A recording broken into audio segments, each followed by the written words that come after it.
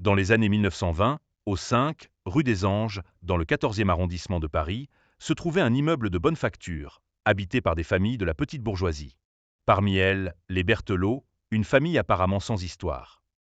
Un matin, les voisins, alarmés par des bruits inhabituels et un silence soudain venant de l'appartement des Berthelot, décidèrent d'alerter les autorités. En arrivant, la police trouva une scène macabre.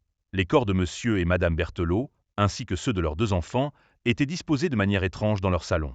Les corps étaient en position assise, comme s'ils avaient participé à une sorte de cérémonie funèbre. L'enquête révéla que monsieur Berthelot, un ancien médecin, avait administré une dose létale de chloroforme à sa famille avant de se suicider. Les lettres découvertes dans l'appartement parlaient d'une obsession croissante avec la mort, de rituels occultes auxquels il se serait livré, convaincu que cela pouvait lui conférer une forme d'immortalité spirituelle.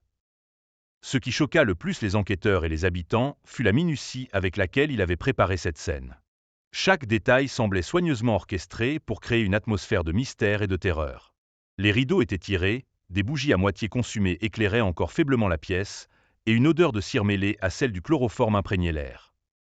L'appartement, depuis, est resté vide, aucun locataire n'ayant voulu y habiter. On raconte que parfois, des bruits étranges s'échappent encore de cet immeuble, des murmures comme si une cérémonie inachevée cherchait toujours à se conclure.